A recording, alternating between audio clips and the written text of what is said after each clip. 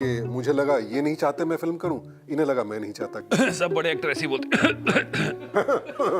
Manager पे डाल देते हैं बड़े एक्टर। बिंदिया के बाहुबली का आइडिया कहाँ से आया? कोई नाम ही नहीं ले रहे, खोसला के बाद देखा ही नहीं कुछ उन्होंने। अरे लिखा हुआ है, भूल जा। आदमी थोड़ा नर्वस भी तो होता है सर। लिख के तो मैं सब कुछ बैठा हूँ। 2006 में लास्ट मेरी पिक्चर देखी है ना, सुशांत सर से सुशांत के साथ इस बार उन्होंने मना नहीं सुशांत किया। के साथ मुझे काम करना ही था, तो मुझे वो पता ही था कि वो मैनेजर से बोला था पैसे नहीं है। हाँ सुशांत पैसे मिल गए हैं, लेकिन हाँ, तो ये प्रोजेक्ट अलग है। कैरेक्टर का जो नाम था डीएसपी माझी, उसको चेंज करने का ख्याल भी नहीं आया। ये कुछ नहीं भाई, ये एक कहीं ना कहीं कह लीजिए कि हमारी सामाजिक सोच को भी दर्शाता है। यार ये सब चीजें हम डिसाइड करते नहीं, ये जो प्लेटफॉर्म्स के जो लीगल डिपार्टमेंट्स हैं ना वो डिसाइड करते हैं। अगर बिंदिया के बाहुबली को लेके कोई भी स्टोरी मटेरियल को लेके actors should never be held responsible at all. Sir ये कहना आसान है, बाहर पिटते हम ही हैं। मुझे तो कोई मारा मैं बोलता हूँ नॉट मी ही। हाँ, इसलिए मुझे कोई मारने आएगा तो मैं बोल दूंगा नॉट मी ही। अरे मैंने थोड़ी लिखा है, उधर करो हाथ। और सोचिए ये बात वो आदमी कह रहा है जो अपने पूरे करियर में कितना चूजी रहा है, लेकिन इसी एक चीज को छोड़ बिग बॉस। वो भी चूज ही था यार, वो भी समय देखकर चूज किया है मैंने। 10 साल से मुझे कॉल कर रहे थे वो। पहले 10 साल नहीं गया मैं। पिछले साल में मैंने सिर्फ मार्च में 2024 में एक छोटी पिक्चर करी, उसके बाद पूरा साल मैंने कुछ काम नहीं किया सिवाय बिग बॉस। बिग बॉस करने से मेरे ऊपर 1 साल का प्रेशर निकल गया। उसमें कोई ग्रामर में तो कोई चेंज होता नहीं है क्या? एक्टर को कोई प्रिकॉशन वगैरह रखनी होती है या फिर सिर्फ ये टेक्स्ट साइड है? तो है जो खोल रहे हो ना भाई, ये बहुत लंबी जाएगी बात। जब फिल्म कैमरा चलता था ना तो आपको ऐसे स्ट्रेस रहता था क्योंकि वो कि ये फिल्म जा रही है, और फिल्म जा रही है आपको पता होता है कि कितने वो पैसे लगते हैं फिल्म के, उतने। तो आप हर चीज थोड़ी जल्दी ही करते हो। प्रोड्यूसर पीछे से आ गया, ग्लास उठा। Pain is temporary, film is forever. अच्छा लगा मेरे को। मैं दूसरा कुछ सोच रहा था। क्या? ठंडी बियर, ये भाई आधा Big Boss- किलो मटन। ये इन्होंने 2006 में मेरी खोसला का घोसला देखी है, उसके बाद सीधा बिग बॉस देखा है। बीच में कुछ नहीं देखा इन्होंने। हर कोई जो मिलता है मेरे को यही करता है। नहीं, लेकिन उसमें ठंडी प्रॉब्लम- बियर और mutton. That first time directors call मी। ये फोन ना उठाए तो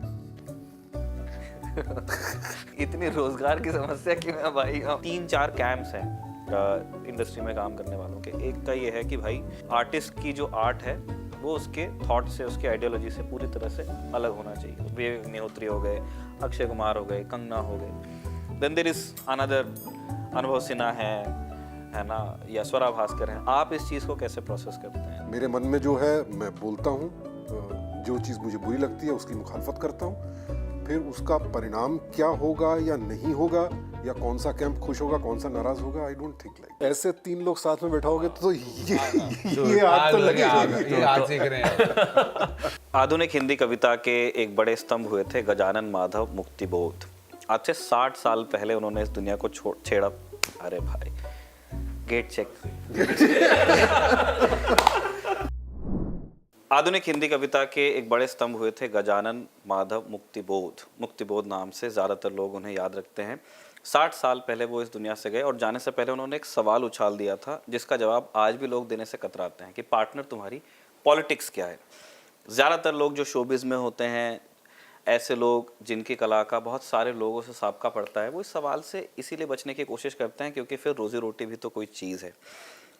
लेकिन ऐसा संयोग भी होता है कि 3 ऐसे आर्टिस्ट जो बहुत आर्टिकुलेट हैं, जो बहुत मानते हैं उन उसूलों में जो उन्होंने अपनी ज़िंदगी में पाए, और उन उसूलों को साथ में ले करके वो एक प्रोडक्ट पे आकर के ठहरते हैं, और उसमें से एक सुंदर चीज़ निकल के आती है जिसका नाम है बिंदिया Ke Baahubali.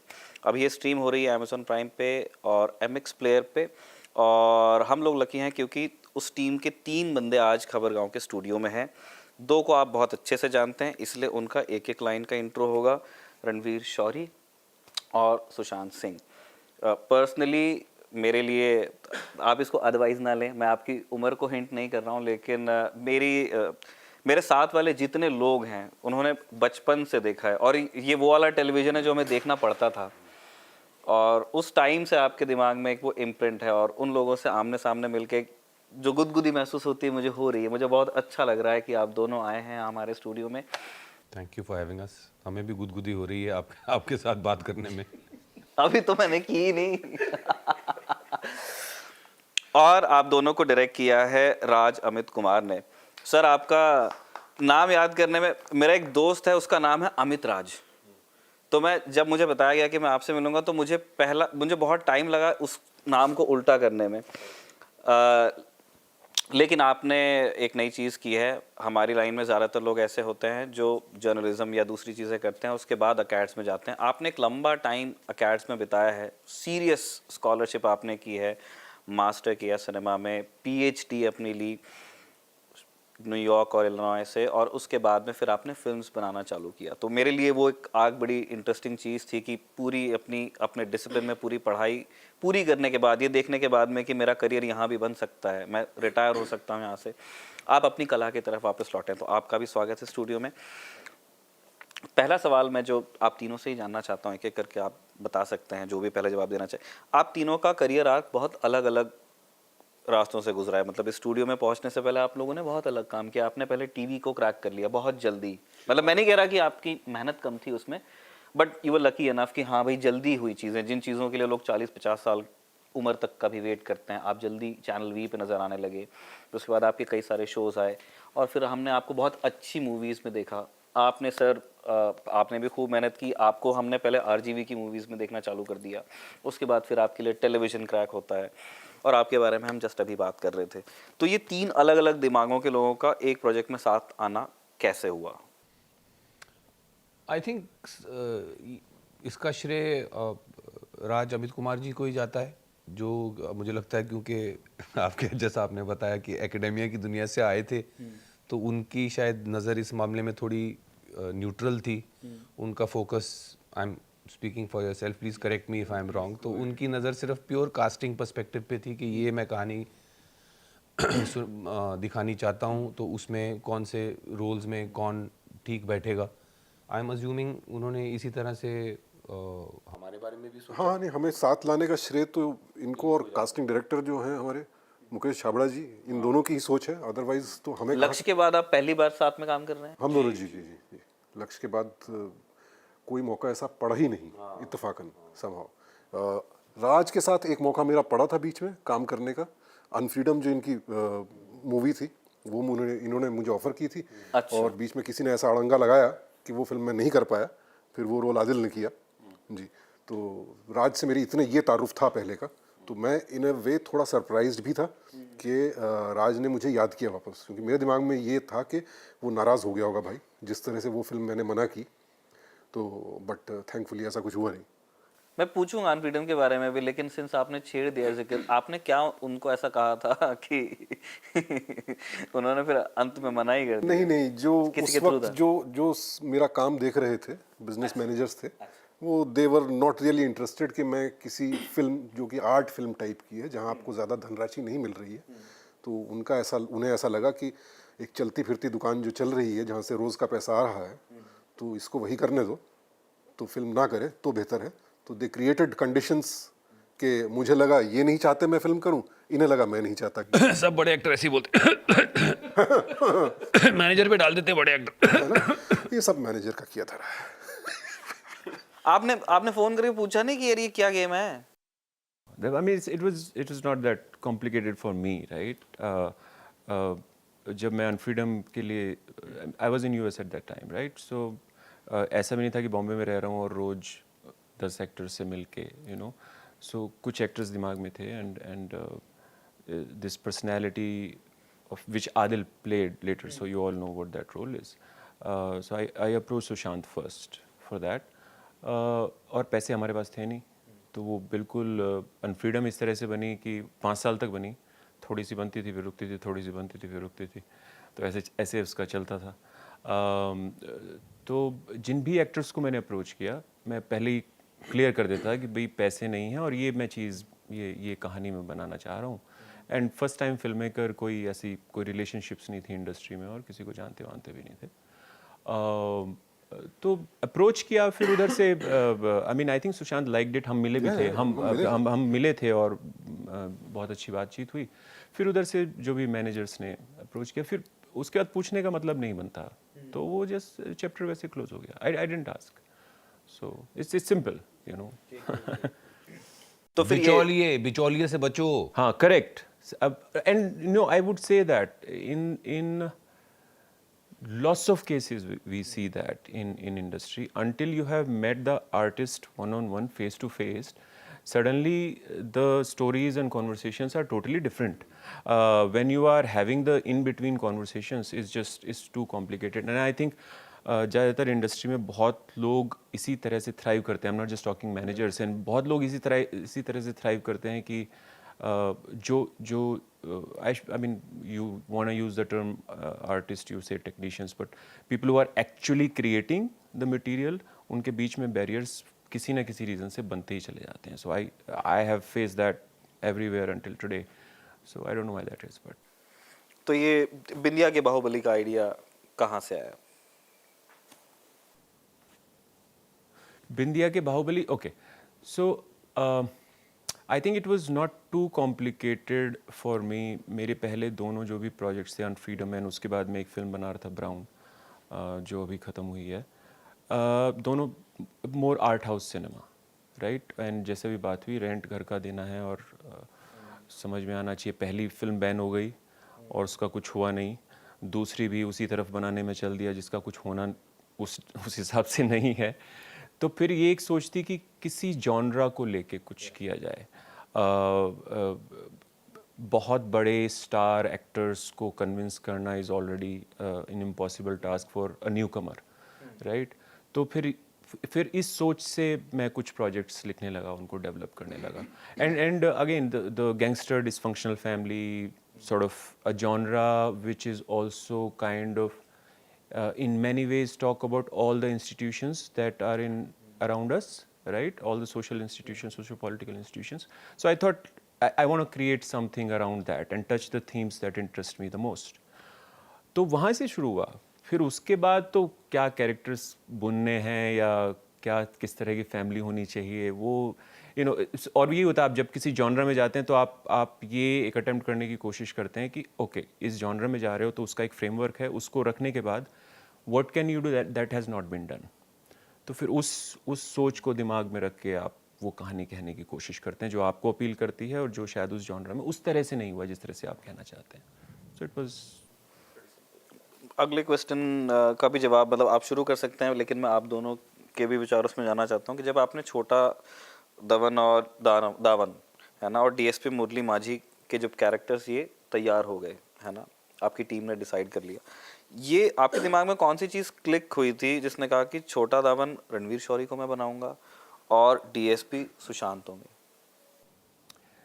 Look, first and foremost, the thing is very simple that I absolutely love, adore their work, both of their works. मैंने पूछा इसीलिए क्योंकि ना जैसे रणवीर शौरी को हमने देखा है घोसला का घोसला या उस तरह के मतलब चूज ही रहे हैं अपने प्रोजेक्ट्स में है ना. अगर एक बिग बॉस छोड़ दूँ उसमें से तो और हमने बहुत अच्छा काम देखा है, लेकिन ऐसे हमने मतलब या तो मैंने नहीं देखा होगा उनको किसी ऐसे डॉन के रोल में है ना या बाहुबली के रोल में, या मैं तुरंत अभी रिकलेक्ट नहीं कर पा रहा हूँ. तो ये आपने प्रोसेस कैसे किया कि यार obviously you don't think that they have done that. वो आप कभी अगर एक एक्टर ने एक तरह का काम कर लिया तो you usually would kind of avoid that. आप उस डायरेक्शन में नहीं भी जाएंगे. हाँ, ये सवाल तो मैं भी चैलेंज करना चाहूंगा क्योंकि आपने मेरे को फॉर एग्जांपल कौन से रोल को रिपीट करते देखा? नहीं, मैं रिपीट मैंने नहीं कहा. बिग मैंने बॉस कहा जैसे अभी जो नहीं जैसे गैंगस्टर वर्ल्ड में जिस तरह अब आ रहा है ना हमारे यहाँ कालीन भैया वगैरह, वो सारी चीज़ें चल रही हैं, वो एक तरफ उस तरह का कंटेंट बन रहा है, खप रहा है ना, खाकी और ये सारी चीज़ें. आपको हमने बहुत अच्छे प्रोजेक्ट्स में देखा है, ट्रैफिक सिग्नल हो गया, भेजा फ्राई हो गया, नो स्मोकिंग हो गया है ना. नहीं, बट मैं कह रहा हूँ बतौर एक्टर और उसमें वैरायटी थी. हाँ, बिल्कुल कॉन्शियस डिसीजन रहा है ये कि not to do the same thing again. Khosla के बाद मुझे बहुत ऑफर्स आई थी खोसला जैसे रोल के लिए. मैं पिक्चरों के नाम नहीं लेना चाहता, वो बनी भी फिल्में. भेजा फ्राई के बाद मेरे को और विनय को बुला के दे एवरीबॉडी वांटेड टू. तो ये मतलब but you have to make sacrifices and consciously stay away from that as an actor. Because मैं क्योंकि फिल्म इंडस्ट्री में ही पला बड़ा, तो मैंने तो टाइप कास्टिंग को देखा है ना. टाइप कास्टिंग में दो एक्सट्रीम्स होते हैं. यहाँ तो आपकी निकल पड़ती है कि आप एक चीज कोई आइटम करते हैं, फिर वो आइटम आप हर पिक्चर में करते हैं, उसमें आप पैसे आप अच्छे बनाते हैं, लेकिन उसका क्या है, Easy हो जाता है। एक्सपायरी डेट है, वो 5-10 साल में ऑडियंस देगी ये करता है, वो खत्म हो जाती है बात। उससे दूर रहना था मुझे, इसीलिए I have tried my best to not do the same thing ever again. मतलब दिल्ली का भी अगर मैंने कैरेक्टर, फॉर एग्जांपल एक पिक्चर थी बजाते रहो, उसमें मुझे they wanted me to play a Delhi guy again, जैसे मैंने खोसला में किया था, बट उसका दिल्ली गाय बिल्कुल अलग डिजाइन किया था, for more Punjabi, like a Punjabi migrant जो पार्किंग चलाता है। So I'm saying then you work with the director के it should, I don't want it to look like something which I have done. So sorry मैंने आपका Leach कर लिया सवाल, but point यही है कि एज एक्टर तो आप चाहते हो कि सेम चीज ना करूं मैं, एटलीस्ट मैं तो ये चाहता हूँ। So when you get called for something which you have not done, your excitement levels are higher than if you have done something like it. मैं तो ये पूछ रहा था, he is up for challenges, ये तो उनका क्लियर है। मतलब आपने क्या सोचा था? आदमी एक ऐसे पिक्चर ड्रॉ करता है ना दिमाग में कि यार इसमें रणवीर शौरी ठीक लगेगा। No, so I'll tell you, जिस वक्त लिखने का प्रोसेस था, उस वक्त मैं किसी भी एक्टर के बारे में नहीं सोच रहा था, मैं not at all, right. And that's my usual thing, right. या तो आप वो फिल्में लिख रहे हैं, आप किसी स्टार के लिए लिखने बैठे हैं, वो हमारे पास अभी तक आई नहीं है, या फिर आप जो लिख रहे हैं वो आप लिख रहे हैं, उसके बाद आप देखेंगे कि वो कैरेक्टर कहाँ तक पहुँचा है, क्या क्या हुआ है। मैं वापस इस बात पे आऊँगा तो जब शो ग्रीनलिट हुआ और ये बातें होने लगी किसको लिया जाए, and I'll speak especially for Ranveer's role, because that role is sort of the title role in the sense it was at that point of time in terms of the title of the show as well. तो ये थी कि भाई कोई बहुत बड़े star को लाया जाए और उसके फेस के नाम पे पोस्टर बने और वो सब हो, तो वो अटेम्प्ट भी हुआ, वो मैं नाम नहीं लूँगा, बट एक एक्टर्स के साथ अटेम्प्ट भी हुआ, और वो मेरी नाखुशी के साथ भी अटेम्प्ट हुआ, पर मैंने कहा चलो बात करते हैं। तो वो बातचीत जब शुरू हुई, वो अटेम्प्ट में वो मामला गड़बड़ हो गया, and it was a very good moment for me to reiterate my desire to the producers at that time that look, आप एक बड़े नाम को लेके फिर आपके पास ना बजट बचेगा ना कुछ बचेगा, और मेरी इतनी बड़ी कास्ट है, इतने सारे कैरेक्टर्स हैं, give me the wherewithal कि मैं बहुत इंटरेस्टिंग लोगों को साथ में काम पे ला सकूं। और रणवीर का मैंने तभी, आप इतने सारी फिल्मों के नाम ले रहे हैं, आप जिस फिल्म का नाम नहीं ले रहे हैं वो तितली। हाँ, तो रणवीर का मैंने कोई तितली, नाम ही नहीं ले रहे, खोसला के बाद देखा ही नहीं कुछ उन्होंने। अरे लिखा हुआ है, भूल जा, आदमी थोड़ा नर्वस भी तो होता है सर। लिख के तो मैं सब कुछ बैठा हूँ। 2006 में लास्ट मेरी पिक्चर देखी है इन्होंने। 20 साल से मेरी कोई पिक्चर नहीं देखी। इनको आज आप पिक्चरें दिखाएं सारी रणवीर की। एनीवेज, तो Titli has lot of impact on me as a film itself, so kudos to Kanu, thanks. yeah, for what he has made. It's a beautiful film, and I mean he's just outstanding. And there are some shades for me because it was a family drama. It still is a family drama. Khosla is a family drama. It's a very intense family drama. So the moment I had this conversation with the producers, and I said, can we approach Ranveer? And they also immediately liked it. And so it was. Then after that it was simple. After that it was him to decide if he wants to do that or not. And luckily he decided. फिर आपने Sushant sir से विवाद सुशांत के साथ इस बार उन्होंने मना नहीं सुशांत किया। के साथ मुझे काम करना ही था, तो मुझे वो पता ही था कि वो मैनेजर से बोला था पैसे नहीं है। I love him, I love his work, I have seen him, हाँ, सुशांत पैसे मिल गए हैं, हाँ, तो ये प्रोजेक्ट अलग है। हाँ, तो ये सिंपल सी बात थी, हाँ पैसे मिल गए हैं भाई, इस बार कर लो। And that was, I am sure he would have in a different position, I would have asked him to do, probably without it he was in a position, if it would be direct conversation he would do it anyway. So I wanted to work with him, and it's a perfect role for him, so I guess, and he read it and he also. अब मुझे जैसे जो आपके किरदार हैं उनके बारे में मुझे पूछना था। जो छोटा दामन है ना, वो एक बाहुबली है बिहार का, which is a real place, और बिहार में असली बाहुबली, बिहार हाँ, बिहार इज बिहार असली है। अब उसके अंदर वो जगह हमने ही डिस्कस वो करेगी, अपनी यूनिवर्स क्रिएट की है यस वो यूनिवर्स है। अब बिहार में लेकिन ना असली बाहुबली हुए हैं, आनंद मोहन है, आनंद सिंह है, जिनके आपको तो पता होगा।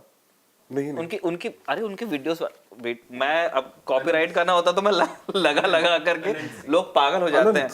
अनंत सिंह है ना, उनकी क्लिप्स वायरल होती रहती हैं। आनंद मोहन का मैंने नाम लिया, सूरज भान सिंह, शहाबुद्दीन, तो ये रियल लाइफ कैरेक्टर, और इनका मतलब एक बड़ा लोग पसंद भी करते हैं, नापसंद भी करते हैं, लेकिन इनकी एक जगह थी वहाँ बिहार की सोसाइटी में, पॉलिटिक्स में, क्राइम वर्ल्ड में, और एक इम्पैक्ट भी था, है ना। किसी के लिए वो रॉबिन हुड है, किसी के लिए वो ड्रेडेड क्रिमिनल है, और लोगों की जिंदगियां प्रभावित हो रही। तो जब आपने छोटा दामन किया तो आपने क्या इन सारे लोगों को रेफर किया, या फिर आपने कुछ और आपका प्रोसेस था?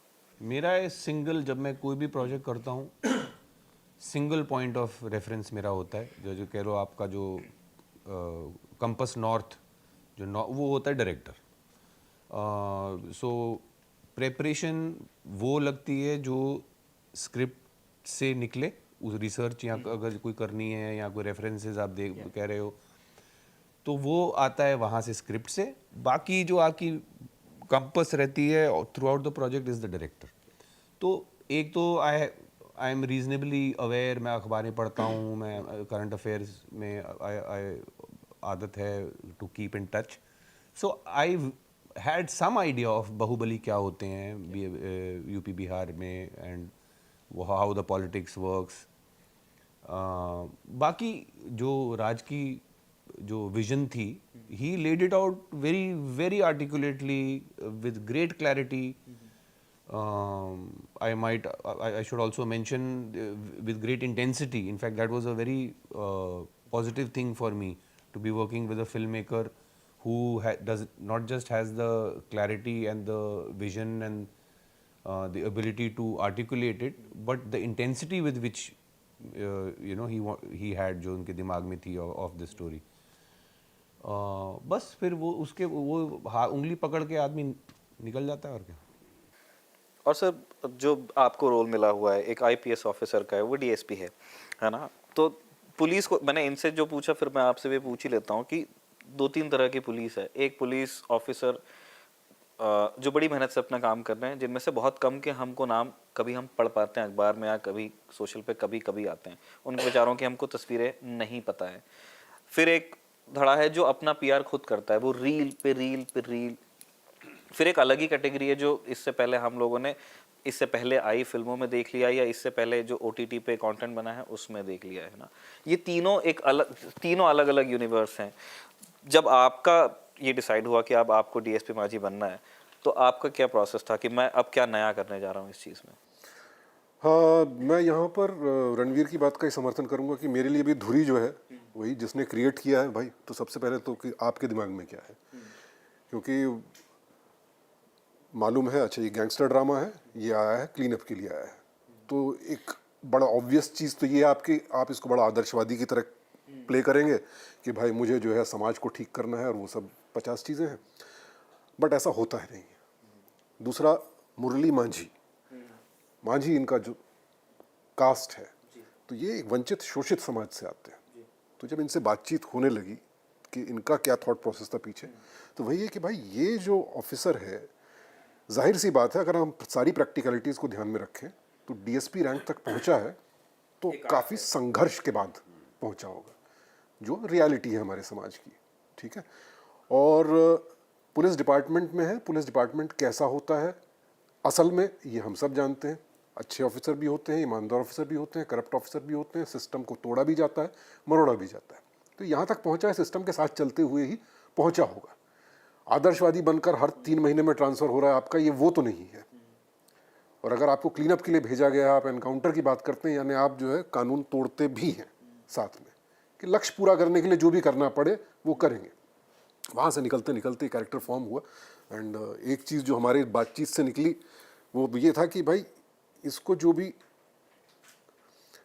झेलना पड़ता है उसको कैसे फेस करता होगा ये।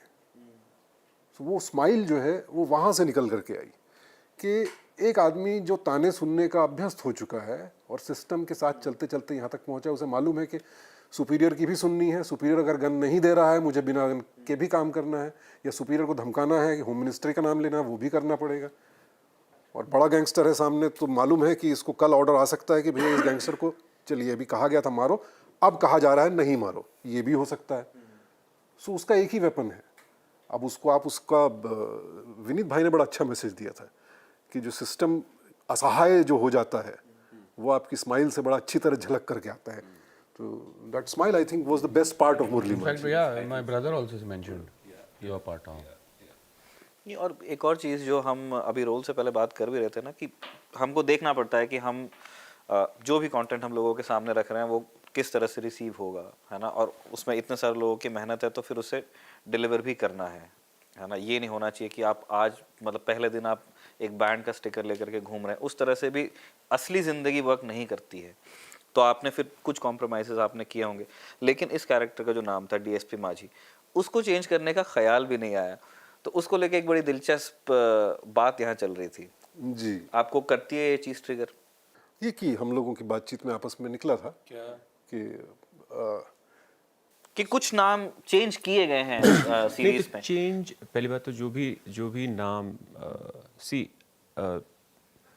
इस वक्त जो माहौल है, आप अगर किसी भी तरह के सेंसिटिव सब्जेक्ट पे कुछ भी बनाना चाहते हैं, डायरेक्ट कहने का माहौल तो रहा नहीं है, इन द सेंस दैट रहा नहीं मतलब कभी भी नहीं था यार। हाँ, in the sense at least OTTs or filmmakers or producers, nobody is going to fund or try to put their hands in these kind of projects, right? So as filmmaker आपके पास आप अगर वो कहानी सुनाना चाहते हैं फिर भी तो कुछ बेसिक चीज़ें उसमें चेंज होती हैं।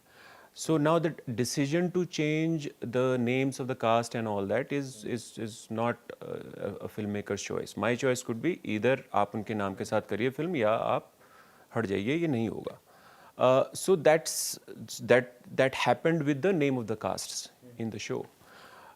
But suddenly somehow the Manji was forgotten by everyone. So which was the interesting conversation that other names got changed, but Murli Manji's last name didn't get changed, but that's okay. But हमारा शायद character भी ऐसा है कि कम से कम वो अपनी जात बिरादरी को आहत तो नहीं करेगा। हाँ, ये ज़्यादा इम्पोर्टेंट चीज़ है।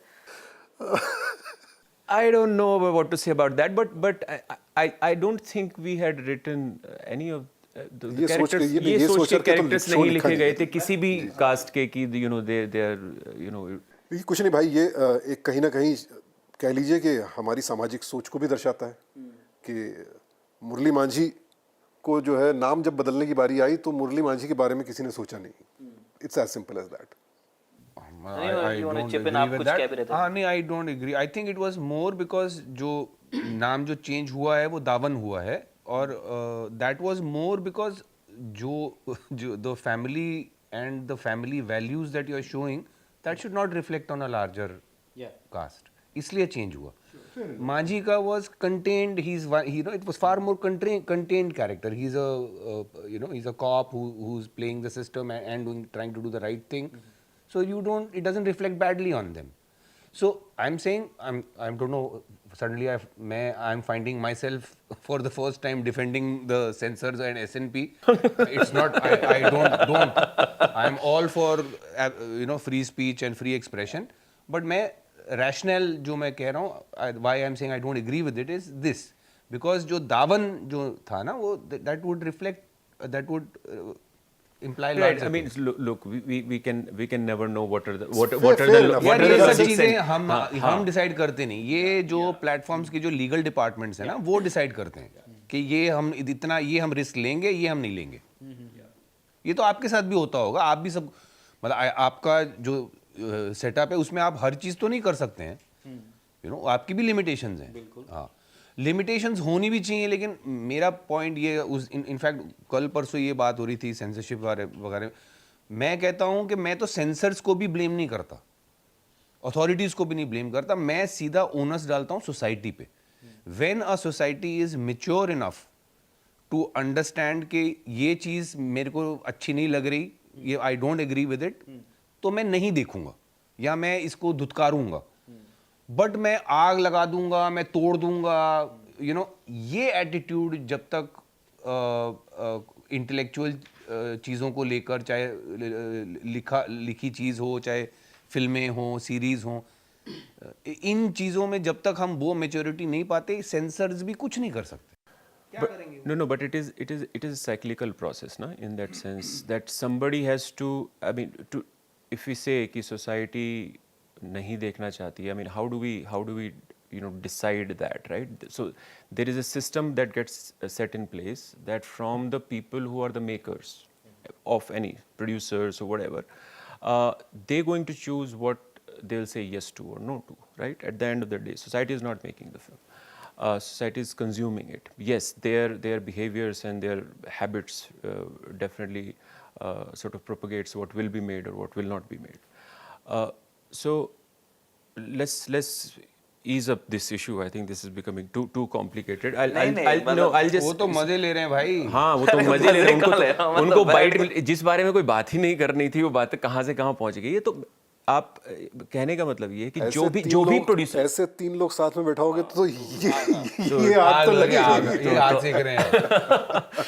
तो आप ये समझिए कि माहौल एक ऐसा डेफिनेटली इस वक्त डेफिनेटली एक ऐसा माहौल है कि आप फायर बैन हुई थी एक दूसरे इस माहौल वक्त से मैं एग्री नहीं करता, इंडिया में कभी भी नहीं था। This is what I want to say. Of course, censorship here has been there for what 70 years, right? Even in the film, censor board has been there. So the process itself should not exist, right? I have said that umpteen times. As long as censor board will exist, as long as film will be asked to cut, right? क्योंकि वहाँ जो लोग काम करते हैं उनको काम ही ये दिया गया है कि ये आपकी गाइडलाइंस हैं और आप इसके बेसिस पे इन फिल्म्स को काटिए। So अगर हम वापस इस बात पर आएँ कि बिंदिया के बाहुबली अच्छा शो है। बिंदिया के बाहुबली बहुत ही बढ़िया शो है। हाँ, ये आप इस पे आ जाइए, बहुत अच्छा शो है। इसको ना बिंदिया के बाहुबली में बीच में प्लग कर देते हैं। हाँ, बिंदिया के बिल्कुल। बाहुबली में हमने बहुत चीजें सेंसर से बचा के आप तक पहुंचाई हैं, तो प्लीज वो देखिए। बहुत टाइम लगा है भैया। हाँ, तो आप जो है उसमें, और ये एंटरटेनिंग शो है, बिल्कुल ना। और जो गंभीर बातें हैं वो आपको पहले आप पूरा स्वाद लीजिए, मजा लीजिए, वो गंभीर बातें धीरे धीरे आप तक आती हैं। है ना? सो वो अप्रोच ली गई है इसको। मैं एक चीज क्लियर कर देता हूँ, हमारा ये तो नहीं था कि भाई यहाँ आके आग लगाओ, मार तोड़ करवाओ। आइडिया क्या था, जैसे जब ये पता चला कि आप तीनों लोग एक साथ आओगे, एक इजी इंटरव्यू हो सकता था कि जैसे I sit with Ranveer, I sit with Sushant, I sit with you, और फिर हम लोग बैठे हैं 1-1 घंटे के लिए। लेकिन अब 3 अलग अलग लोग जब साथ में आते हैं तो फिर एक आपको ये भी देखना होता है कि वो चीज़ डेवलप कैसे होती है, और आप लोगों ने साथ में काम किया जिसका प्रोडक्ट लोग देख रहे हैं। तो लोगों को ये भी समझ में आना चाहिए कि यार 3 लोग 3 तरह से सोच सकते हैं और वो काम भी कर सकते हैं। क्यों आप जैसे आप काम करते हो, Exactly. आप सबकी सोच एक जैसी तो नहीं है, है ना? तो यही पॉइंट है। तो इसमें मैं मजाक कर रहा था यार, आग वाग सीरियस हो गया आप तो यार, ऐसे अरे मैं कहाँ सीरियस हूँ? नहीं, और मैं इसमें अगर बिंदिया के बाहुबली को लेके कोई भी स्टोरी मटेरियल को लेके या जिस भी इश्यूज को लेके डिस्कस किया गया है, उसमें actors should never be held responsible at all. Their choice is a yes or no deciding a story, right? Sir ये कहना आसान है, बाहर पिटते हम ही हैं। हाँ, वो बात अलग है, पर वो गलत है। मतलब कहानी जो है हमको होना चाहिए, हमको मत मारो, डायरेक्टर का एड्रेस। हाँ, करेक्ट है। नो, the onus of थोड़ा मैं यहाँ पर थोड़ा सा ना इत्तेफाकी रखता हूँ, इन द सेंस के हाँ और ना कहना ये तो एक्टर के हाथ में है। अगर आप एक प्रोजेक्ट को हाँ कहते हैं तो फिर आप सब जानते बूझते हुए हाँ कहते हैं, तो वो उतना ओनस तो एक्टर को भी मिलेगा कि भाई आपने ये प्रोजेक्ट किया तो क्या सोच के किया। अगर किसी को उससे आपत्ति होती है या कोई आहत होता है तो पिटो, अब तो पिटो भी होता है। तो उसमें वो जिम्मेदारी आई थिंक बराबर है।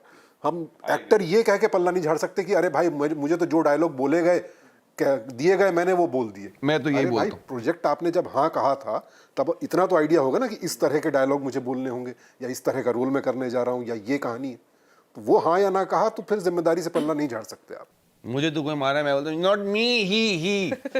हाँ, इसलिए मुझे कोई मारने आएगा तो मैं बोल दूंगा नॉट मी, ही। अरे मैंने थोड़ी लिखा है, उधर करो हाथ। और सोचिए ये बात वो आदमी कह रहा है जो अपने पूरे करियर में कितना चूजी रहा है, लेकिन इसी एक चीज को छोड़ के जो मैं फिर से मेंशन करूंगा, बिग बॉस। नहीं बट बिग बॉस वो भी चूज ही था यार, वो भी समय देखकर चूज किया है मैंने। 10 साल से मुझे कॉल कर रहे थे वो। पहले 10 साल नहीं गया मैं। मुझे 2000 मैंने कब किया जो खतरों के खिलाड़ी, कौन सा साल था, मतलब हाँ 2014 टाइप, 2014-15 में मैंने किया जो खतरों के खिलाड़ी। तब से हर साल मुझे कॉल आता है, तो एक तरह से चूज ही हो ही है ना, मैंने चूज किया। तो मैं कौन तो से यही साल कह में रहा जा हूँ जो रहा सुशांत कह रहा है ना कि आप हाँ और ना कह सकते हो, तो वो उस एजेंसी का इस्तेमाल आपने ज्यादा किया है, हम 3 मतलब 4 बंदों में से यहाँ पे। मैं But इसी I चीज am को- in no way, I am not at all any way regretting or embarrassed of my choice in any way. हाँ, so मैं तो बहुत खुश हूँ अपनी choices से. In fact, Bindiya Ke Baahubali, I am very proud of it. It not just captures the Hindi heartland, it captures a lot of you know, जो values में, ये मैं बार बार कहता हूँ कि how the family business affects family values. सबसे बड़ा thrust मेरे लिए बिंदिया के बाहुबली का वो है, not necessarily the politics and the you know crime. For me it is वो अबाउट, तो एक मिलियू है जिसमें वो घट रही है। हाँ बैकड्रॉप है वो। Yeah. So the main action actually is कि एक फैमिली की फैमिली वैल्यूज कैसे अफेक्ट होती हैं बाय द फैमिली बिजनेस। क्योंकि इन अ कंट्री जहाँ फैमिली बिजनेस, आधी कंट्री हमारी फैमिली बिजनेस पे चलती है, गले पे बैठना जो भी करना, वो बिजनेस घर पे क्या लाता है। जो समझो जो टेक्सटाइल का बिजनेस करते हैं या जो ग्रोसरी का बिजनेस करते हैं, जो वो घर पे क्या लाता है, वो वैल्यूज क्या लाती हैं, you know. This is for me, this show is about that. ये वो मौका था जब आप दोनों ने लक्ष्य में साथ में काम किया, और अब आप मेरे ख्याल लंबे समय के लिए ये दूसरा ही मौका है जब आप दोनों साथ में काम कर रहे हैं एज ए को एक्टर्स। तो आप लोगों ने एक वो वक्त भी देखा है एक दूसरे का, और आप अब एक दूसरे को आप देख रहे हैं, तो उसमें कितना एक दूसरे को आपने ग्रो करता हुआ पाया या चेंज होता हुआ पाया? बाल सफेद हो गए दोनों के। सो मजेदार तब बात जान ये है। पहचान थी लक्ष्य के टाइम? हाँ अभी हमने बहुत मतलब लक्ष्य में ही मिले थे लक्ष्य पे हम। ही मिले हम। अच्छा, लक्ष्य में ही मिले वहां जानना एक दूसरे को। जी जी जी। और उसके बाद बिकॉज आई थिंक दोनों को टैलेंटेड एक्टर्स में गिना जाता है, तो कई सारी ऐसी फिल्में हैं जो मुझे भी ऑफर हुई, इनको भी ऑफर हुई, मैं नहीं कर पाया, इन्होंने की, मौके पड़े पर समहाउ साथ काम नहीं कर पाए। तो 2003 में हम लोग 2003 में लक्ष्य की शूटिंग कर रहे थे। मुझे इसलिए याद है क्योंकि मेरी बेटी पैदा हुई थी तभी, सितंबर में, 1 सितंबर।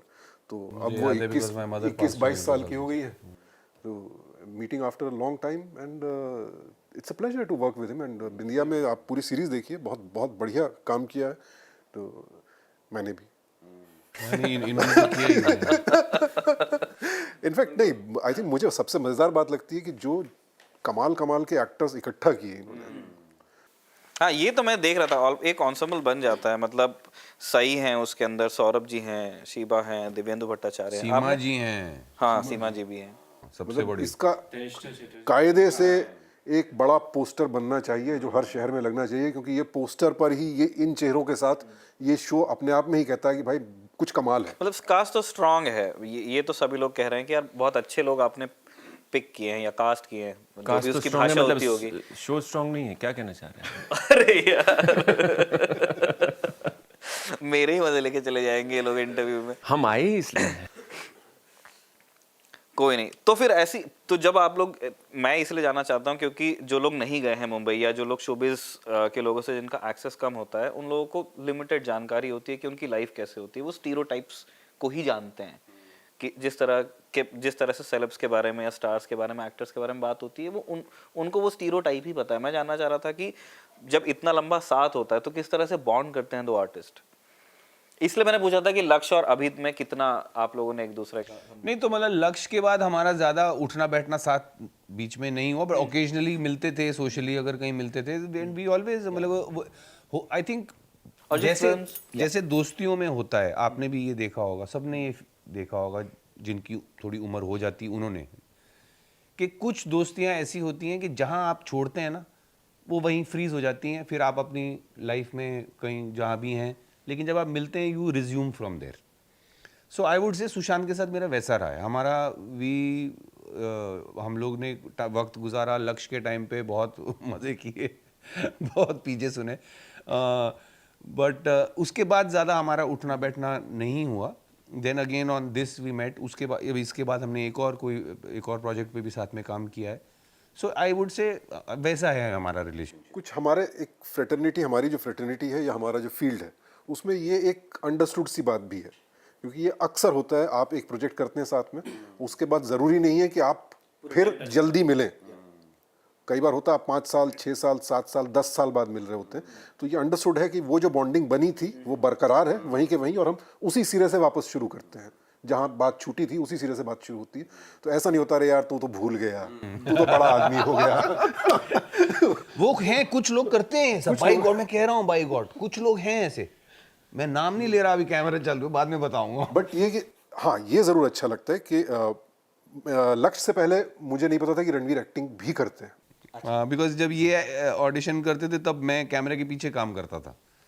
जब ये स्ट्रगल मैं कर जब रहे आया थे, था आप वी में थे तब?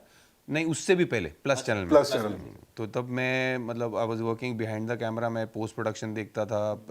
माउथफुल ऑफ स्काई जिसके लिए इन्होंने ऑडिशन किया, मैं उसका पोस्ट प्रोडक्शन एग्जीक्यूटिव था.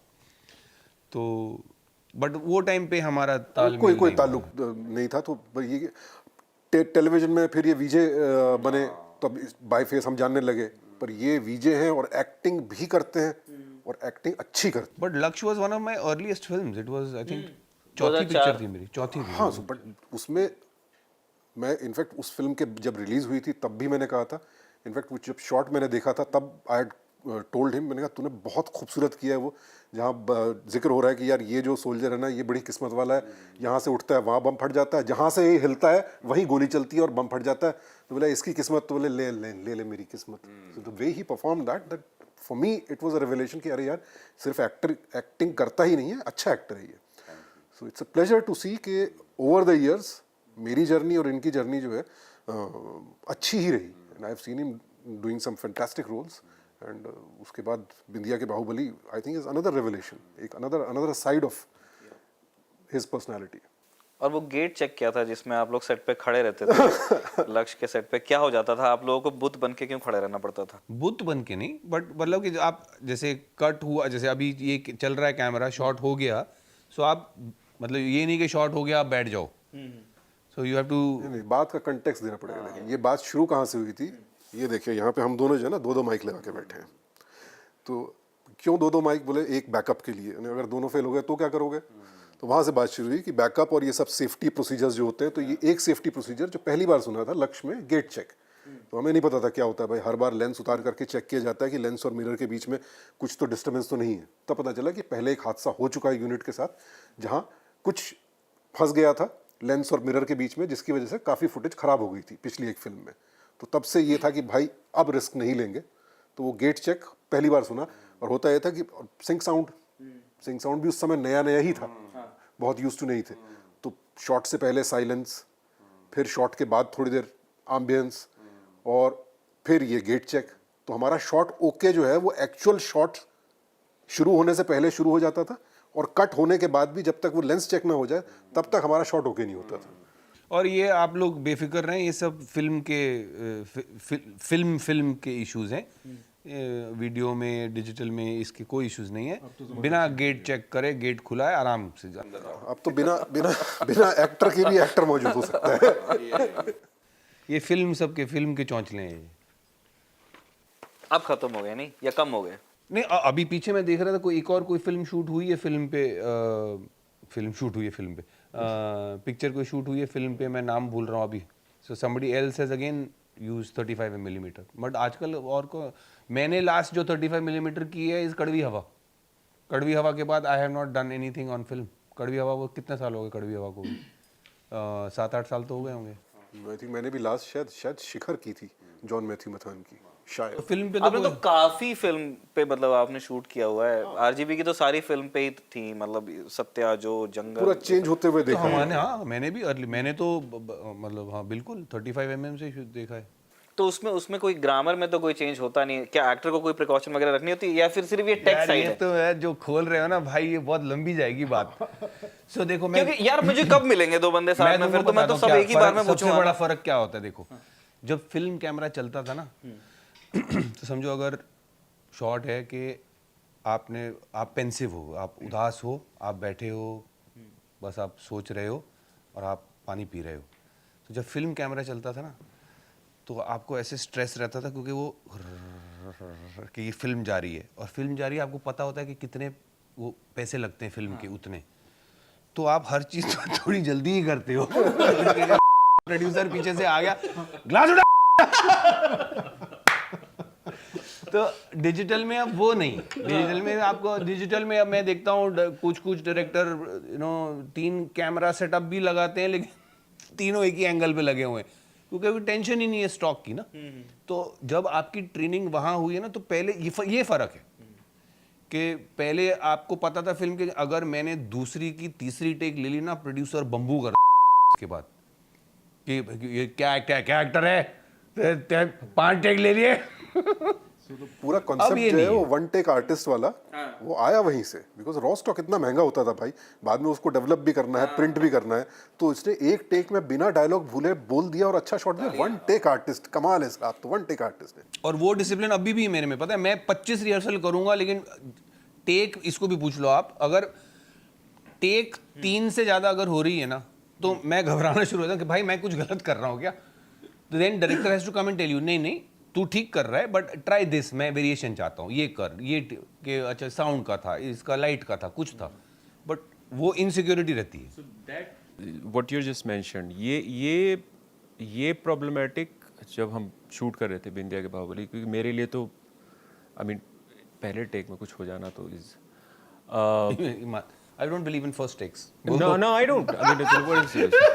अब समझे भाई, up to 5 takes असली चीजें अब निकल कर आ रही हैं। up to 5 takes we are just warming up, you know, we are just trying 10, 12, 15। ये फिल्म के जमाने में नहीं बोल नहीं, सकता बट था। बात नहीं, ऐसा नहीं है, जो फिल्म मेकर वो अप्रोच लेना चाहते हैं वो तब भी ले सकते हैं। बट मैं दूसरी पॉइंट पे आ रहा था जो रणवीर अभी कह रहे थे कि ये एक जनरल मैंने अपने एक्टर्स के अंदर ही देखी, और मैं तो इन सब दिग्गजों के साथ पहली बार काम कर रहा था, कि एक कहीं एक ये फीलिंग लगती थी कि क्या हम कुछ मतलब कि हो क्यों नहीं रहा है, and actor start feeling it is because of them, and it is never because of them, right. So आपके दिमाग में एज ए फिल्म मेकर एक विजन होता है, और एक फ्रेम में बहुत सारी चीजें होती हैं, एक फ्रेम में सिर्फ एक्टर नहीं। You mean it is one of the things. It is one of you the can't say actor की वजह से नहीं हो रहा, एक्टर की वजह से भी हो No, सकता है। it is one of the things, but it is not just in a frame. मेरी वजह से नहीं हो। In a frame, ये वन टेक वाला है ना। you know, a frame gets decided in terms of all the things falling into place right at the right time, all kind of synchronicity, you know, between all the relationships that exist within the frame have to fall in a place that you are okay as a director to say yes. नहीं, ये बात तो आप इनकी सही है कि actor को अक्सर ये लगता है कि you know it's all about me, but he has a point that the director is looking at lot of other things. So I agree. Yeah. So अगर क्लोजअप में भी 25 टेक हो रहे हैं, तो एक्टर शुड नॉट गेट। नहीं, बता रहे थे 10-15 तक के तो सुशांत सर की मतलब पहुंच गई थी गिनती। क्या कभी ऐसा इन्होंने मुंह से बोला है, कहते 5 तक तो वार्म अप है। तो मैं ना ये जानना चाहता हूँ, जैसे पहले एक पुशबैक था फ्रॉम प्रोड्यूसर या डायरेक्टर साइड, है ना, कि यार इसको खींचो यार अब जल्दी। क्या कभी ऐसा होता है कि यार 25वां टेक हो गया तो आप ही लोग जो आपने शब्द का इस्तेमाल किया था उनको कर दो, कि यार आप कब ओके होगा, 25 बार तो कर दिया नहीं। इसके अलावा मेरा क्या है ना, अब मेरी प्रॉब्लम ये है कि मेरी प्रॉब्लम ये है कि शब्द क्या था, अगर यार मैं लिख के, मेरा भी अगर बीप होगा तो लोग कहेंगे यार ये किसको बिठाया है यहाँ पे। बता तो मुझे समझ में तो मैं आपको लिख के दे रहा हूँ। बम्बू। तो बम्बू इज नॉट नहीं, सब संवैधानिक शब्द है, सारी चीज डिक्शनरी से आई है, लेकिन नहीं, असंवैधानिक नहीं है। ये इनका अलग संविधान है। इसको बीप कर ले, इसको इनका अलग संविधान चलता है। कैसे लोग हैं, पता अभी ये आदमी थोड़ी देर पहले अभी रोजी रोटी की बातें कर रहा था। आप चले जाओ, आप सबकी रोजी रोटी छीन लेंगे। ऐसा सबका हो गया, इसको तो एडिट आउट नहीं, हमारी भी लेके जाएगा। नहीं, मुझे ऐसा लगता है कि ज़्यादा टेक जब हो जाते हैं तो देखिए आपको एहसास होता है कि आप कई बार आपकी वजह से हो रहा है, कई बार आपकी वजह से नहीं हो रहा है, बट आपको ये टेंशन हो जाती है कि भाई ठीक है, चल ओके 50 वजह हो सकती हैं जिस वजह से टेक ओके नहीं हो रहा है, लेकिन अब जब 20वां टेक चल रहा है आप मन मन में ये कह रहे होते हो भाई इस बार मेरी वजह से ये टेक खराब ना हो, बाकी सबका ओके हो जाए और इस बार मैंने जो खुद इरिटेटेड एक्टर जो ना कि क्या यार कितने टेक कर रहे हो कितने टेक कर रहे हो, मोस्टली कई बार होता ही है कि जो सबसे ज़्यादा झुंझला रहा होता है ना कि अरे भाई क्यों हो कर रहे हो और क्यों कर रहे हो, अक्सर 20वें टेक में 21वां जो है वो उस एक्टर की वजह से होता है। So you are more scared in the 20th take कि भाई ये मेरी वजह से कटना हो बस। ऐसा हुआ था बिंदिया की शूटिंग में कभी? नहीं, I'm not noticing those things. I'm just looking at the frame and what is happening. But look, there is also no formula कि यार इतने मैंने I said in comedy that 5 takes तक warm up होता है. Things can fall in place in second take and things may not fall in place in 60 takes. But इतना बड़ा आप तामझाम लेके एक जगह पहुंचते हैं कुछ चीज़ को कैप्चर करने के लिए, कितने सालों से सब कुछ बनाया हुआ होता है और आप जब वहाँ पहुँचते हैं तो आपको वो चीज़ कैप्चर करनी है। तो जब आप सेटिस्फाइड फील करते हैं कि ये वो है तब आप आगे बढ़ते हैं। अगर आपके पास समय और साधन है तो वो करना भी चाहिए, क्योंकि यार ये ऐसा मीडियम है कि एक बार ये छप गया तो छप गया, फिर जिंदगी भर ये यही रहने वाला है। जैसे मेरा फेवरेट स्लोगन जो है pain is temporary, film is forever. अच्छा लगा मेरे को। मैं दूसरा कुछ सोच रहा था। क्या? ठंडी बियर ये भाई आधा बिग बॉस- किलोमीटर। ये इन्होंने 2006 में मेरी घोंसला का घोंसला देखी है, उसके बाद सीधा बिग बॉस देखा है, ठंडी बियर। बीच में कुछ नहीं देखा इन्होंने। बिग बॉस में ठंडी बियर थी। अरे एक गलती से मैंने वहां पे कुड़ के पर बोल दिया, उसमें बात वो सही इन्होंने है, बात पकड़ के और डाल दिया। अब हर कोई जो मिलता है मेरे को यही करता है, नहीं, लेकिन उसमें ठंडी प्रॉब्लम- बियर और मटन। ओ अच्छा, मुझे ये पता नहीं था। मैं यार अभी ऐसे सुनाएंगे तो भी आ जाएगा ना क्लेम, वरना मैं अभी मैं फोन निकाल के अभी सुनाता आपको। है वो चीज मजेदार है और वो पता है क्यों इतने लोगों को याद रहती है, क्योंकि वो बात सही है ना। मतलब खबरगांव हमारे दर्शकों को मदिरा पान की सलाह नहीं देता है, जो लोग करते हैं और जिन्होंने बताया है उनकी बात मैं कह रहा हूँ। अगर आप अपनी जिंदगी को अगर का उसका आनंद ले रहे हैं तो फिर उसमें बुरा क्या। और दूसरा इजी नहीं है, मतलब बिग बॉस जैसे सेटअप में आप इतना एक्सपोज होते हो फिर उसका मुझे लगता है कि ना वो लाइन चली जाती होगी दिमाग से कि अभी मैं प्राइवेसी तो है नहीं कोई, तो अभी मैं जो हूँ वो पूरा सीधा सीधा दिख जा रहा है। मतलब जो कॉन्शियस होता है ना आदमी की भाई कैमरा। इसलिए तो मैं गया था क्योंकि I don't have any qualms like that कि मैं कैसे उठता हूँ बैठता हूँ, कैसे मैं खाता हूँ, कैसे मैं सोता हूँ, ये दुनिया को देखना है, देख ले, मुझे कोई प्रॉब्लम नहीं है। मतलब वो एक डिफिकल्ट चीज है मेरे लिए नहीं है, because as an actor I am not suppose to have that. मैं कैसे उठ रहा हूँ बैठ रहा हूँ ये तो मेरा काम है, मेरे को शूट करना कि मैं एज दिस ये कैरेक्टर की तरह उठ रहा बैठ रहा हूँ, कभी मैं उस कैरेक्टर की तरह उठ रहा बैठ रहा हूँ। वहाँ पे मुझे I just have to drop all character and just be myself, it's the simplest thing. So वो शाइनेस मेरे में थी नहीं। दूसरी बात, जहाँ तक आप प्रिवेसी की बात करते हो, ये मैं बोल भी चुका हूँ पहले भी कि जो जिन चीज़ों के बारे में मैं प्राइवेट हूँ ना, वो मैं बिग बॉस में भी प्राइवेट था। अब मैं जैसे मतलब एक कुछ अपने पर्सनल रिलेशनशिप्स को लेकर या अपने पर्सनल शौच को लेकर तो जो चीज़ें मैं प्राइवेट रियल लाइफ में हूँ वो बिग बॉस में भी मैं प्राइवेट ही था। बट बिग बॉस पे ये कि अच्छा नहीं जी ये खाता ऐसे है, ये सोता ऐसे है, जब ये लड़ता ऐसे है, इन चीज़ों पे I don't have any qualms about that. और उसके अगर मुझे काम नहीं था, मुझे पैसे मिल रहे थे तो मैं चला गया, आई डोंट हैव नो क्वाल्म्स। हमने बिग बॉस पे की बात, आपके करियर में भी बहुत सारी चीज़ें हैं बट हम एक लिमिटेड टाइम फ्रेम में जो कर सकते हैं। मुझे एक चीज़ समझनी थी कि बहुत बढ़िया काम आपने कर लिया था, उसके बाद सावधान इंडिया होता है ना। मतलब आप सारी जो आज मतलब सिनेमा जिसको हम कह सकते हैं हिंदी सिनेमा में, उसमें आपका एक रोल रह चुका था। उसके बाद सावधान इंडिया में जिस भी तरह से तय होता है कि आप करेंगे और फिर वो एक सक्सेसफुल रन रहता है। क्या आपको मतलब अब विद बेनिफिट ऑफ हाइंडसाइट ऐसा लगता है कि बहुत टाइम दिया आपने उसमें?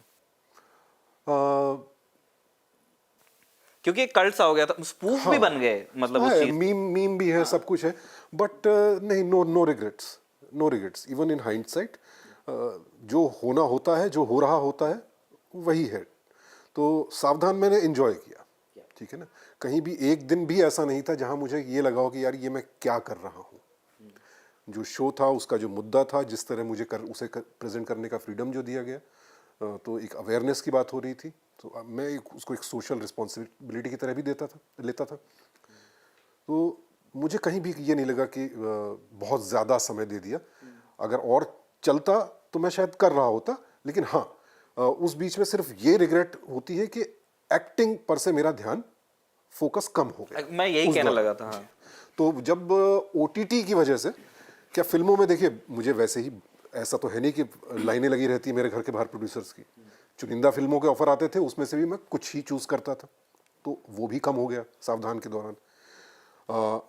ओटीटी की वजह से मौके बढ़े, बेहतर ऑप्शंस मिलने लगे, तो रंगबाज सीजन 2 बन रहा था, तो वो आई थिंक 2018-19 में ही। सीजन 1 मैंने किया था। अच्छा, तो वो जब ऑफर हुआ और जब मैंने वापस परफॉर्मेंस करना शुरू किया, तब मुझे एहसास हुआ कि यार ये मैंने गलती की, मुझे एक्टिंग पर से अपना ध्यान फोकस नहीं हटाना चाहिए था।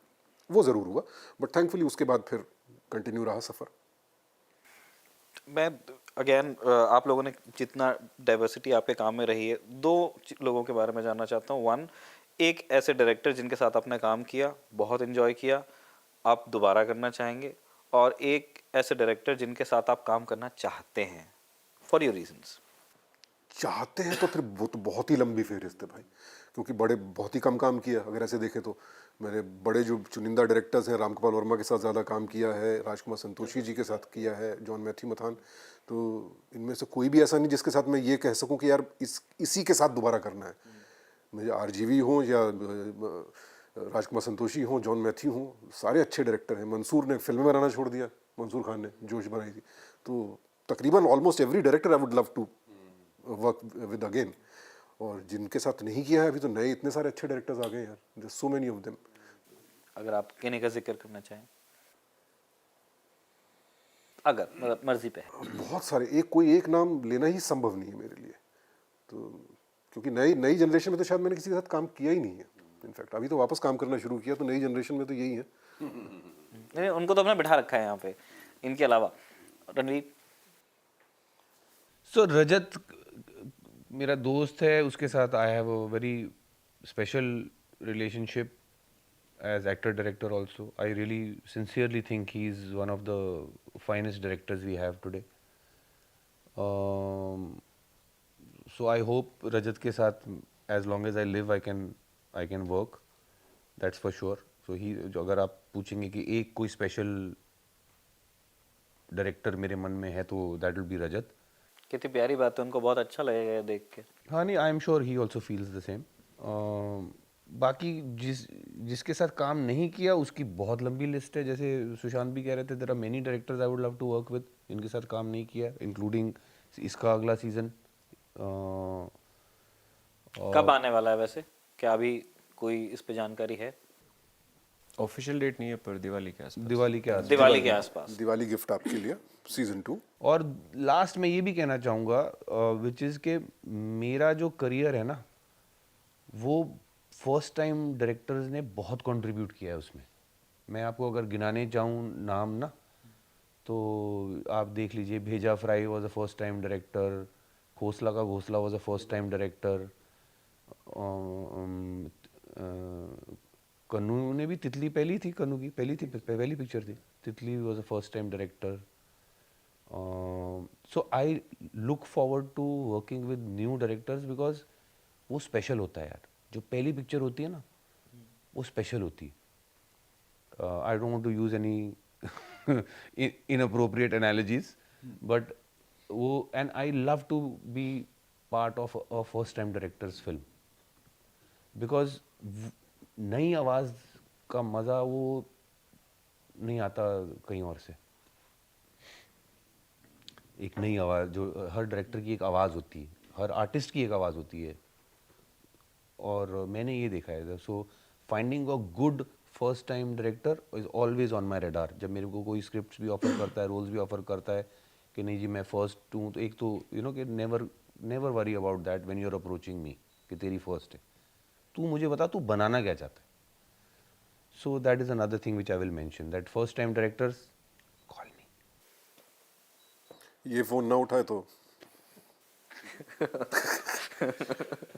इतनी रोजगार की समस्या क्यों है भाई? अरे वो नहीं, वो रोजगार सीरियस की बात नहीं, कर रहे हो नहीं, नहीं, रोजगार नहीं, की रोजगार की आप ये जो कह रहे हैं मैं नहीं, वो आपको तो थोड़ा मजाक। मैं थोड़ा इलेबोरेट करता हूँ आपको क्या होता है। घर पे आदमी क्यों बैठता है एक्टर?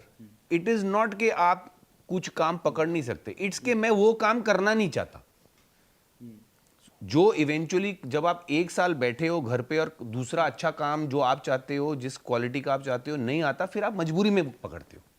ऐसा होता है। उस टाइम की सिंस आपने अभी 25 साल आप काम कर चुके हो, जी, है ना? 25 साल में से कई साल मैं घर भी बैठा हूँ। मतलब जो लेंथ ऑफ टेन्योर है, मैंने उसको वैसे कह दिया। तो क्या उस टाइम के फ्रस्ट्रेशन को मतलब कैसे डील किया एक आर्टिस्ट रणवीर शौरी ने, जिसकी एक डील लाइफ करता है हर कर अभी भी रही है। फेज है। जैसे मैं आपसे भी जानना चाहता हूँ, क्योंकि पूरे टाइम जैसे कुछ लोग फॉर्मली एम्प्लॉयड होते हैं तो उनको नहीं चिंता करनी पड़ती, वो सैलरी 30th को, 1st को, 5th को आएगी, है ना? आप लोगों के साथ में ये है कि बहुत अच्छा काम होगा तो बहुत अच्छा काम होगा, लेकिन अगर जब काम नहीं है या दूसरे अच्छे काम के बीच का टाइम कितना होगा ये कोई प्रिडिक्ट नहीं कर सकता है। लेकिन फिर आपकी पर्सनल लाइफ्स हैं, आपके परिवार में और लोग हो सकते हैं, कुछ आपके अपने सपने हो सकते हैं कि यार मुझे ये गाड़ी चाहिए या मैं घर ऐसा सोच रहा हूँ। तो वो उस चीज को आप लोगों ने कैसे डील किया, क्योंकि कर चुके हैं और किया नहीं, अभी भी करना पड़ता है। Just want two point out, आसान नहीं है, बिल्कुल आसान नहीं है।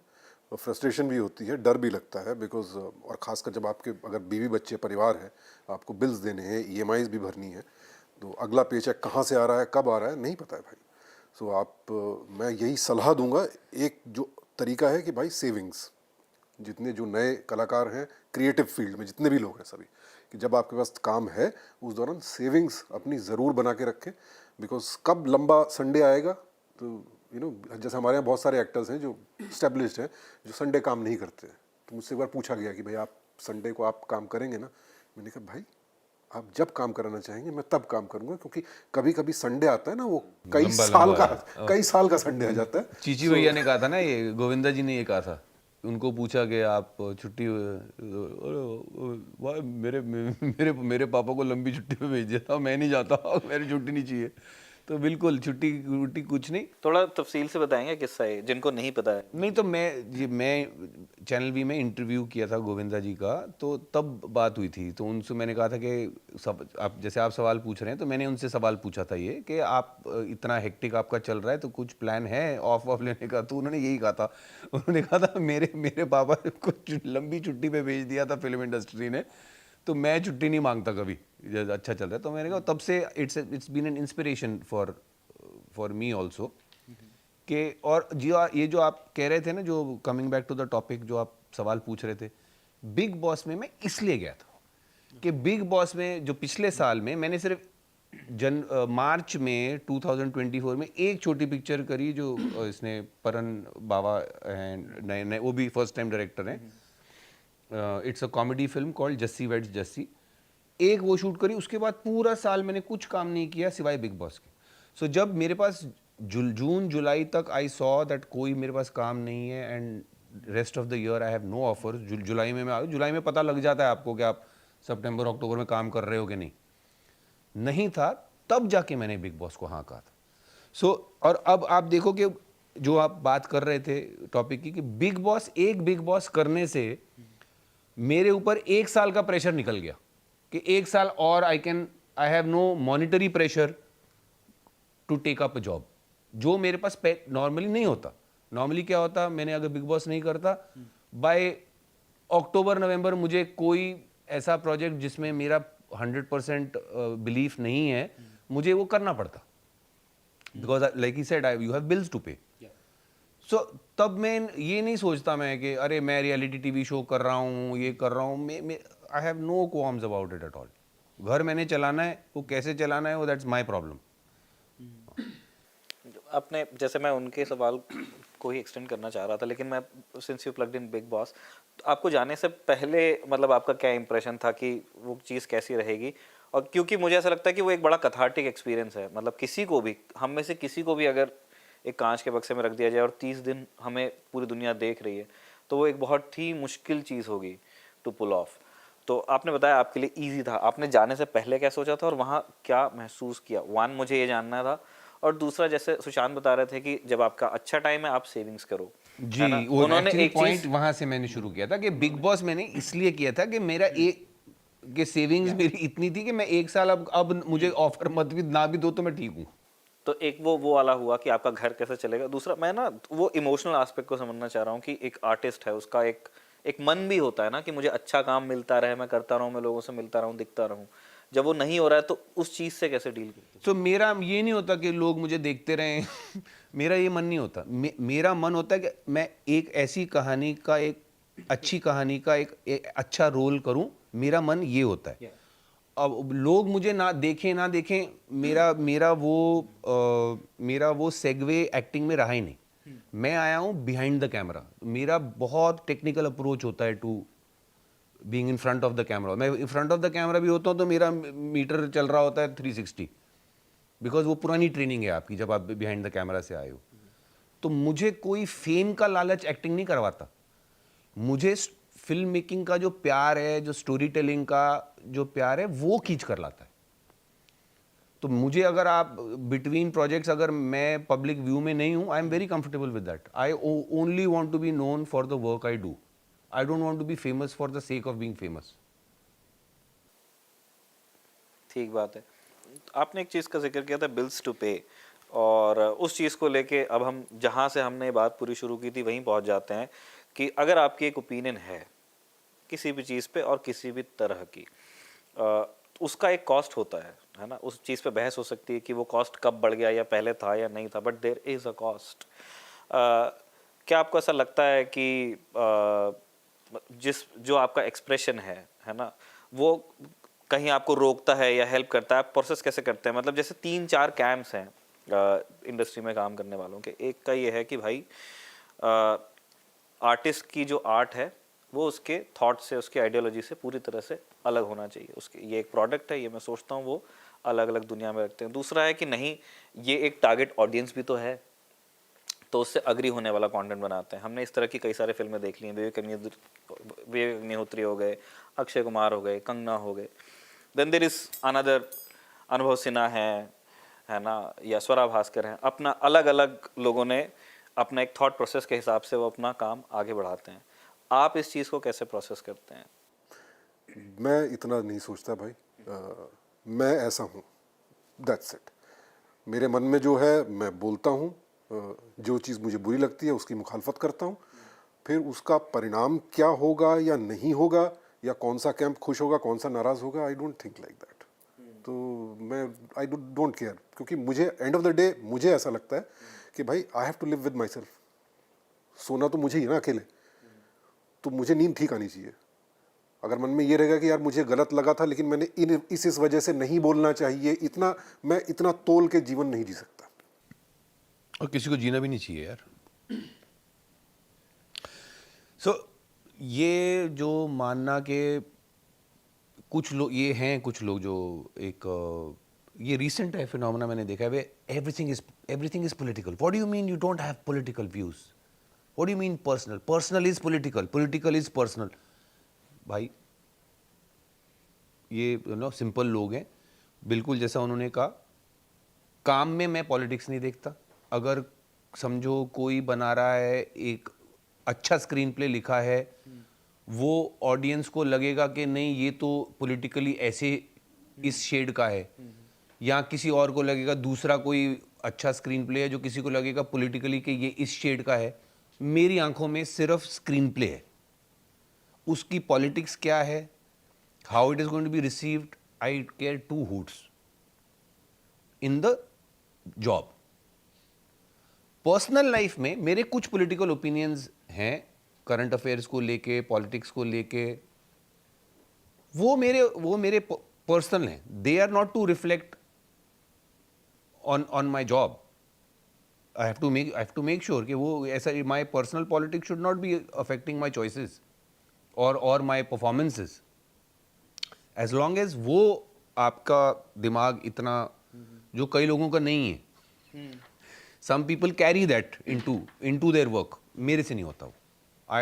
I keep my politics and my work, they are not necessarily related. But ये एक विचार ही तो है, क्योंकि जैसे गोविंद निहलानी की बढ़िया फिल्म है पार्टी, उसमें this is a very popular scene जिसमें ओमपुरी कहते हैं कि अगर आर्टिस्ट पॉलिटिकली कमिटेड नहीं है तो फिर उसकी नहीं, आर्ट मैं नहीं रिलेवेंट एग्री, नहीं है। Sorry, with due respect to Govind Nihalani, I don't agree with it. नहीं, उसके एक्चुअली उसके नीचे अमरीश पुरी का फिर जवाब भी है। अमरीश पुरी सेज कि वो किसी भी पॉलिटिकल आइडियोलॉजी से आर्टिस्ट विश्वास रखे, उसका ये पर्सनल फैसला है। आर्टिस्ट होने की शर्त ये नहीं हो सकती है, और जो सर्वश्रेष्ठ कला साहित्य निकले वो किसी न किसी प्रोटेस्ट से पैदा हुए हैं। तो कोई भी पॉलिटिकल सिस्टम हो, अन्याय और दमन के विरुद्ध बोलना कलाकार की जिम्मेदारी है। तो वो एक इंटरेस्टिंग चीज़ है, इसलिए मैंने उसको टॉस भी किया यहाँ पे कि आप लोग उस चीज़ के बारे में क्या सोचते हैं। सुशांत, आपका मानना क्या है? देखिए, मैं as a supporter of freedom of expression, मैं तो ये कहता हूँ भाई, आपको अपनी ज़िंदगी अपनी तरह जीने का पूरा हक है, ठीक है ना। मेरे लिए पर्सनल और पॉलिटिकल अलग नहीं है, बट उसका मतलब ये नहीं है कि मैं ये विचार रणवीर पर थोपूं। अगर उसके लिए पर्सनल और पॉलिटिकल अलग है, वो अलग कर सकता है, तो वो उसकी ज़िंदगी है। पर्सनल पॉलिटिकल की बात नहीं हो रही थी, पर्सनल एंड वर्क की बात हो रही थी, पॉलिटिक्स एंड वर्क। पॉलिटिक्स, या सॉरी, पॉलिटिक्स और वर्क को आप अगर अलग कर सकते हैं, that's his way of thinking, वो उनका जीवन है, उनको अपना जीवन अपने तरीके से जीने की पूरी आज़ादी है भाई। तो मैं उस पर अपने विचार, हाँ इतना मैं ज़रूर कहूँगा कि विचारधाराएं अलग होती हैं, हमेशा होनी भी चाहिए। पूरा समाज में हर व्यक्ति एक ही सोच वाला हो, ऐसा संभव नहीं है, पर बातचीत की गुंजाइश हमेशा खुली रहनी चाहिए। अभी जो हम खेमों में बट गए हैं इस वक्त, जहाँ पर बातचीत ही बंद हो गई है, डायलॉग की गुंजाइश ही ऑलमोस्ट ऐसा लग रहा खत्म हो चुकी है, वो स्थिति गलत है, भयावह है, क्योंकि उससे सिर्फ टकराव उत्पन्न होता है और कुछ नहीं। हाँ, मतलब अगर फ्रिक्शन ही रहेगा तो फिर हम बात कर कहाँ पाएंगे। अब let me point in and get into this conversation of personal and political. I think जब आप political word use करते हैं, आप mostly सत्ता कौन चला रहा है, गवर्नमेंट किसकी है, पॉलिटिक्स ऑफ द कंटेंट, या नहीं तो मैं जब एक आर्टिस्ट के लिए वर्ड पॉलिटिकल आता है, शायद वो गोविंद निहलानी की जब वहाँ बात हो रही थी तो वहाँ बहुत कॉम्प्लेक्स तरीके से बात कही गई। वो पॉलिटिकल हर चीज़ है। वो पॉलिटिकल का मतलब ये नहीं है कि हम सिर्फ किसकी गवर्नमेंट है, क्या राजनीति है, उसकी बात नहीं हो रही है। वो सिर्फ उससे गहरी हमारी as a human life experience, हमारी अपनी सारी वैल्यूज़ क्या हैं, राइट। सो जब हम ये बोलते हैं कि एक for a artist it becomes personal is political, it means the values that we have, the values which we want to express in our art are very highly intermingled. Especially, I mean, I'll say for myself. So if I'm the writer and I'm the director and I'm choosing to do a film, it has to personally, deeply speak to me and I'm writing it, so then I'm constructing a word, right? So Bindiya ke Bahubali chahe kisi bhi genre, it's highly personal to me. And it's highly political in the context I'm describing it, not just in the context of है ना so that sort of is one differentiator I want to make, and I think that becomes very important for me, and I think for a lot of other artists. मेरे लिए as an artist, artist's responsibility is to the truth. That truth can come from a script of any political shade. That is my point. Yeah, and 100% agree. So that truth is a deep journey in terms of questioning and try to make sense of it. And I'll say something very very simple on this. आप जितने खेमों की बात कर रहे हैं, अगर वहाँ जवाब दे दिए जा रहे हैं किसी भी खेमे से, अगर जवाब दे दिया गया है तो शायद आपने ट्रूथ की डीप तरीके से सच्चाई नहीं ढूंढी है। अगर किसी भी एक डायरेक्शन से वो फिल्म आके वो रैप करके उसने आपको रख दिया है, नहीं, बट एनीवे वो तो film becomes anyway, any artistic piece should not be preachy. ये जो मैं क्यों कह रहा था कि I like to keep my personal political views separate from my work. One of the reasons is because I don't want to be part of any politically shaded piece of work which is preachy, कि ये है actually के ऐसे, हाँ नहीं देख भी नहीं, और एक होता है कि नहीं एक्चुअली बात ये सही है वो, और आपको सवाल it should be mounted in a way where the audience takes home that question and thinks about it. That is true art according to me. And उसमें आर्ट में सिनेमा भी आ गया, सब आप लिखाई भी आ गई सब। So when you search that truth, you will always lead to some kind of paradox, which you will probably not be able to truly answer. If you're truly investigating the truth of the matter, you probably will not have a clear answer. And all great art has been most interesting only because of the fact that it has laid that complexity, communicated that to your audience, and then audience can take that back and figure for themselves. इस project से, बिंदिया के बाहुली से आप जुड़े हुए हैं। हमने जो उसका पहला एपिसोड है ना, जो पायलट ही लोग देखते हैं, उसमें कुछ वो, क्योंकि एक ठीक है, आपने बिंदिया कहीं जगह बताई नहीं है बिहार में कहाँ है, लेकिन बिहार एक जगह है, और उसके अंदर ठीक है हमने नाम वगैरह चेंज किए हैं, लेकिन हिंट्स जो ड्रॉप होती हैं उसको धीरे धीरे लोग कनेक्ट तो करते ही हैं, है ना। जैसे शुरुआती सीन में आप देखते हैं कि वो एक भूमियार वर्सेस माले, जो एक इतिहास रहा है बिहार में कॉन्फ्लिक्ट का, उसको कवर करने की। भमीर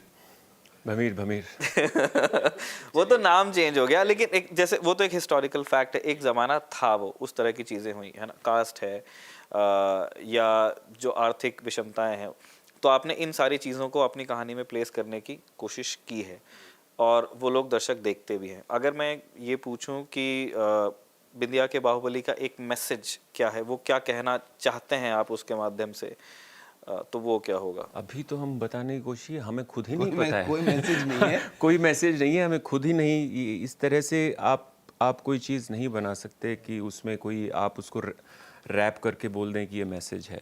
आप देखिए, मज़ा लीजिए। कहाँ? अमेज़ॉन MX प्लेयर पर फ्री है। एंटरटेनिंग है, सबसे पहले एंटरटेनमेंट है, एंड यस, और आपको अपने समाज, अपने परिवेश का आईना भी दिखाता है। बिंदिया जो है आप ही की यूनिवर्स से निकल करके आया है। बिंदिया यूनिवर्स हमने कहीं आसमान में नहीं बना दी है। बिंदिया का जो समाज है वो हमारे समाज से निकल कर आता है, कई चीज़ों को जोड़ तोड़ करके वो समाज बनता है, और आपको सिर्फ आईना दिखाता है। सोचिए, देखिए और सोचिए क्या ये सही है या क्या गलत है। आप जब फिल्म बना रहे होते हैं तो आप एक ह्यूमन लाइफ एक्सपीरियंस को किसी तरह से छूने की कोशिश करते हैं। तो आप अगर अपना ह्यूमन लाइफ एक्सपीरियंस 2 शब्द में मुझे बता सकें कि उसका मैसेज क्या है, तो शायद मुझे भी समझ में आ जाएगा कि उसका मैसेज क्या है। अभी का जो हमारा ह्यूमन लाइफ एक्सपीरियंस है, उसका 2 शब्दों में मैसेज है, टाइम्स अप। तो यहाँ से निकलो, कैसे कैसे जवाब दे रहे हो। अल्टीमेट ट्रूथ यही है, टाइम्स अप। तो बात ये है कि सारी बातें जितनी हम आप लोगों से करना चाहते थे वो पूरी नहीं हो पाई, पॉसिबल भी नहीं है, लेकिन जितनी बातें हुई वो मुझे सीजन 2 फिर से प्लग कर दिया। दिवाली पे आ रहा है बिंदिया के बाहुबली सीजन 2, बीच में भी है, शुरुआत में भी है, लास्ट में भी है, एंड तक पोस्टर भी लगाइएगा।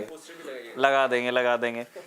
जेरी एडिट करेगा जो बैठा हुआ है, लगा देगा। इसको अपन पोस्टर शेयर कर, दूसरे का बन गया नहीं पहले का नहीं, तो पहले का लगा देंगे, लेकिन उसमें लिख देंगे दूसरा आ रहा है।